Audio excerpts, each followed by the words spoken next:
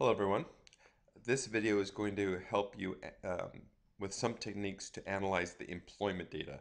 So under the employment wages and prices tab, we're going to be focusing on these statistics right here. So I'm going to be using the example from a previous student because all of the data is here. And let's take a look at labor force.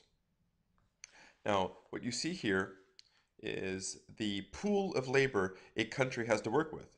Now, the unemployment rate is calculated with this number.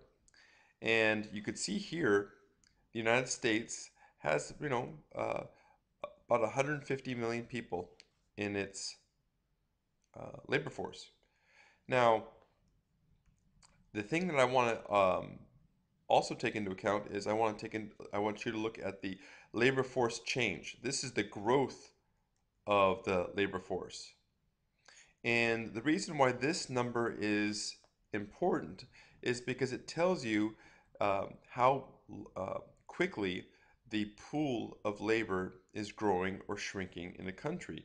And this also could help you to determine what is the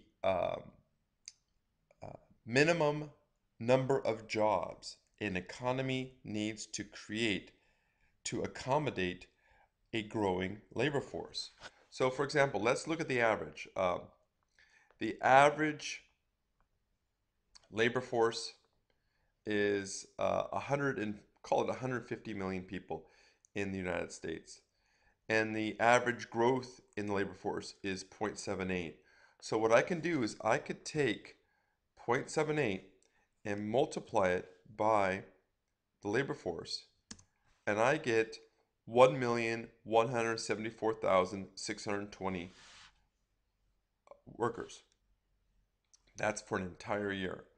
Basically, the United States needs to create over 1 million jobs per year just to keep up with the growth in the labor force. In other words, if the United States wants to just keep the unemployment rate constant, it needs to create this many jobs in a year.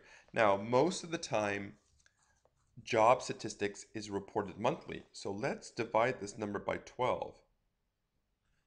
So I'm going to put parentheses here, and I'm going to divide by 12, and look what we have.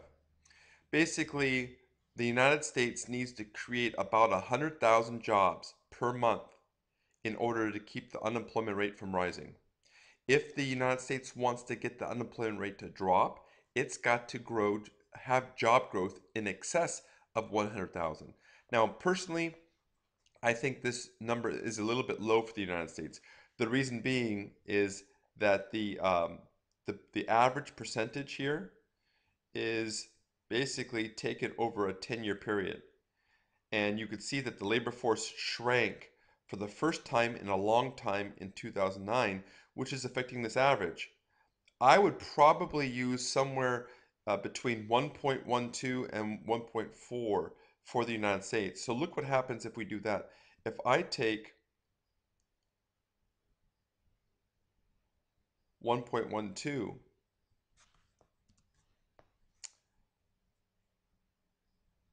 why did that work?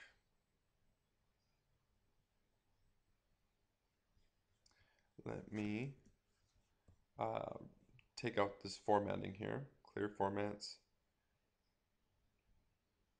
And what I want to do is this. I'll start over. I'm going to take 1.12, multiply it times the average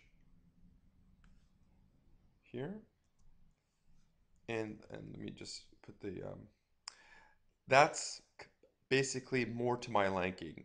That's about 140,000 jobs the United States has to create each month in order to keep the unemployment rate constant. Now, what I could do is I could see what the United States has been creating over the last few months in terms of job creation. And that's going to be basically employment, right? This is annual. What you can do is you could look at um, the latest statistics, monthly statistics for job growth, and to see is it close to what the minimum is for keeping the unemployment rate constant. Now, let's go on to the unemployment rate.